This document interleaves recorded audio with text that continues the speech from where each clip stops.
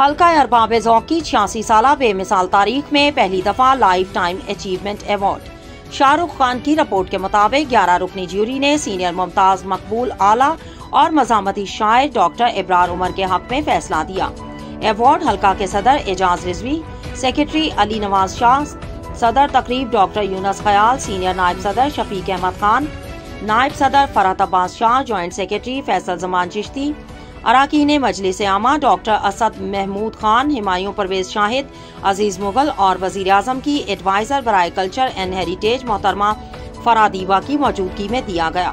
اس موقع پر مہمان اعزاز مزاحمتی شاعر ڈاکٹر طاہر شبیر، حلقہ کے سینئر ممبرز عباس مرزا، راغب تحسین، شگفتہ نعیم ہاشمی، ڈاکٹر خالدہ انور، الماس شبی، ڈاکٹر فاروق راؤ ندیم، ڈاکٹر محمد علی، عرفان صاحب سمیت درجنوں ممبرز نے شرکت کی۔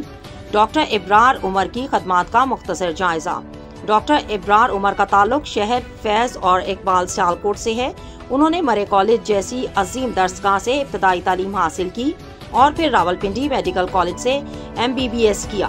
بعض ازاں وہ اسلام آباد میں ہی مقیم ہو گئے۔ انہوں نے پبلک ہیلتھ میں ماسٹرز کیا۔ اسی دوران پاکستان میں ہم جنس پرستی پر ان کا تحقیقی مقالہ شائع ہوا۔